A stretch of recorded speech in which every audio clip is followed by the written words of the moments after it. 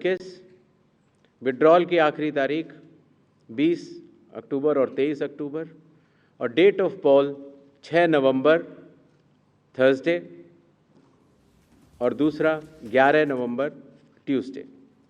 Counting 14 नवंबर को होगी और पूरी चुनावी प्रक्रिया 16 नवंबर तक समाप्त कर ली जाएगी। नेक्स्ट,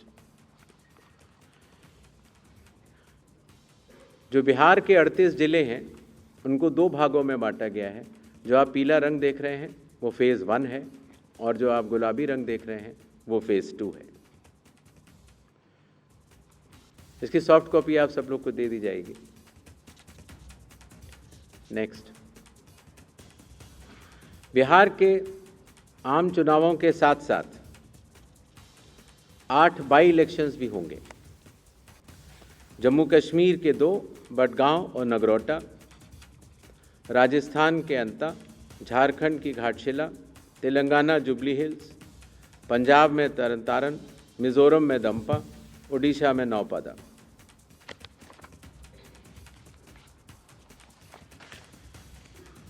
इनकी तारीखें भी अलग अलग कॉन्स्टिट्यूंसी के हिसाब से यहाँ पर दी गई हैं। डेट ऑफ पोल लेकिन सबका 11 तारीख ही होगा और काउंटिंग 14 नवंबर को होगी। इसके साथ कुछ चीज़ें हम ज़रूर बताना चाहेंगे। तो बिहार चुनाव से जुड़ी इस वक्त की बहुत बड़ी खबर, पहले चरण का चुनाव 6 नवंबर को, दूसरे चरण का चुनाव 11 नवंबर को, यानी कि 2 चरणों में बिहार चुनाव होंगे। और देखिए इस वक्त की बहुत बड़ी खबर आपको बता रहे हैं, आखिरकार जिसका इंतजार था वो तारीख अब हमारे सामने है। देखिए पहला चरण 6 नवंबर को और दूसरा चरण 11 नवंबर को, और नतीजों की तारीख भी बता दी गई है, 14 नवंबर को नतीजे आ जाएंगे। और देखिए जैसा कि हम अंदाजा लगा रहे थे, अनुमान लगा रहे थे कि क्या इस बार भी बिहार में विधानसभा के चुनाव 3 चरण में होंगे, नहीं ऐसा नहीं है। और इस बार राजनीतिक दलों की मांग को देखते हुए 2 चरणों में चुनाव को संपन्न कराने की बात निर्वाचन आयोग की तरफ से की गई है। 6 नवंबर और 11 नवंबर पहला चरण और दूसरा चरण होगा, और नतीजे भी महज 3 दिन के अंदर यानी 14 नवंबर को नतीजे भी घोषित कर दिए जाएंगे। आपको बता दें कि 23 नवंबर को बिहार में विधानसभा भंग हो रही है और उससे पहले नई सरकार का बनना अनिवार्य होता है, और इसीलिए 14 नवंबर को नतीजे के साथ ही नई सरकार बन जाएगी। और इसी बीच ये बड़ी खबर आपको बता रहे हैं, बिहार में चुनाव की तारीखों का ऐलान हो गया है, 6 नवंबर और 11 नवंबर। संतोष, और नतीजे का दिन 14 नवंबर रखा गया है, यानी कि ज्ञानेश कुमार के मुताबिक जो मुख्य चुनाव आयुक्त हैं 16 नवंबर तक बिहार में सारे काम पूरे कर लिए जाएंगे। पहला चरण 6 नवंबर को, दूसरा चरण 11 नवंबर को, और नतीजे का दिन होगा 14 नवंबर। किसकी सरकार बनेगी बिहार में, कौन इस बार सत्ताधीश बनेगा, यह 14 नवंबर को तय होगा। जो इससे पहले कयास लगाए जा रहे थे कि क्या पहले एक चरण में चुनाव होंगे, नो योर कैंडिडेट ऐप से भी आप देख सकते हैं। और अगर कोई भी प्रत्याशी या राजनीतिक दल मॉडल कोड ऑफ कंडक्ट का वायलेशन करता है तो सी विजिल की ऐप पर आप बता सकते हैं, 1950 पर भी आप बता सकते हैं, या ऑब्जर्वर्स को भी बता सकते हैं। राजनीतिक दलों से भी निवेदन रहेगा कि वो हर पोलिंग स्टेशन पर चुनाव आयोग द्वारा पारदर्शी चुनावों के साथ सहभागिता करें और हर पोलिंग स्टेशन पर अपने बूथ लेवल एजेंट्स को नामित करें।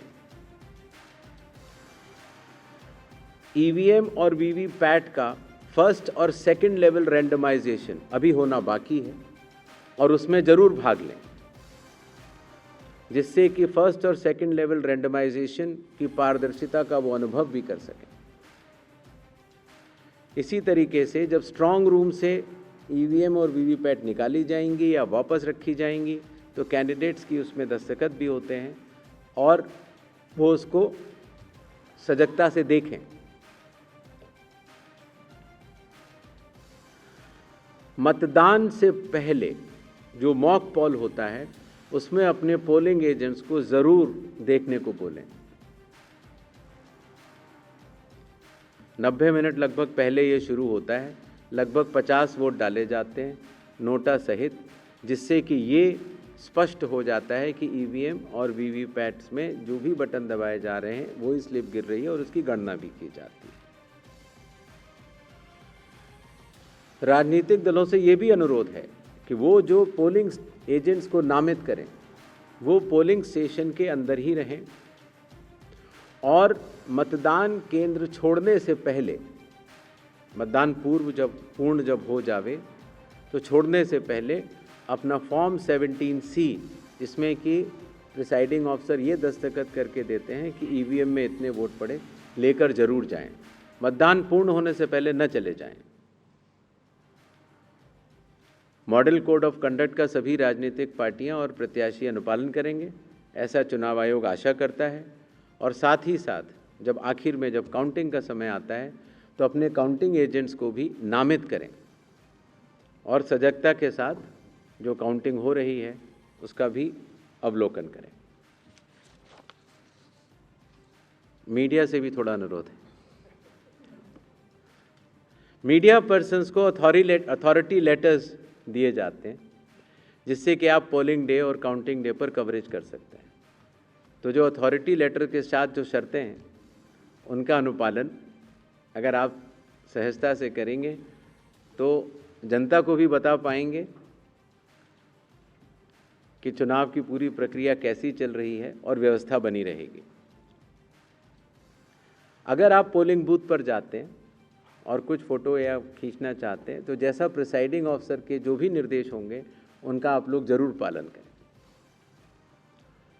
और आखिरी और सबसे महत्वपूर्ण, वैसे तो आप सब लोग समझदार हैं, लेकिन फिर भी आजकल के इस युग में अगर कोई भी मिस इन्फॉर्मेशन अगर आपके थ्रू कोई प्रोपोगेट करना चाहता है तो उसको बिना वेरीफाई किए आगे न बढ़ाएं। और ख़ास तौर से अगर आपको लगता है कि वो गलत इन्फॉर्मेशन है तो उसको अगर आप सूचित कर देंगे 1950 पर या सी विजिल पर तो उस पर एक्शन भी लिया जा सकता है। इन्हीं छोटे शब्दों के साथ बिहार का चुनाव बिहार के मतदाताओं को और सभी राजनीतिक दलों को और आने वाले प्रत्याशियों को सबको बहुत बहुत शुभकामनाएं। धन्यवाद। Thank you, sir. So can we start with the question and answer session? Yes, please. As I already informed, we'll be taking questions in groups of 5, and then sir will be answering. Another request is kindly the question should be asked only relating to the Bihar Assembly elections. Yes.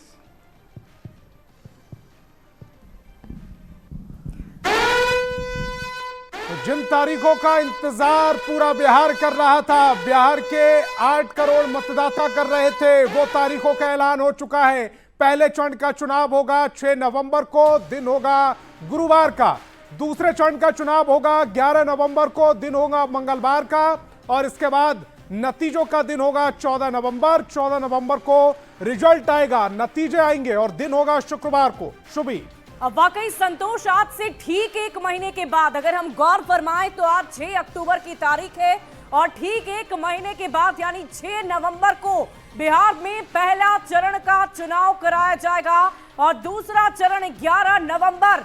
ध्यान से इस तारीख को बिहार की जनता देख ले, क्योंकि इस लोकतंत्र के महापर्व में आपको बढ़ चढ़कर हिस्सा लेना है। और देखिए ये बड़ी खबर आपको बता रहे हैं, बिहार में किसकी बहार। 14 नवंबर को काउंटिंग होगी। इस वक्त की बड़ी खबर आपको बता रहे हैं, 2 चरण में चुनाव होंगे।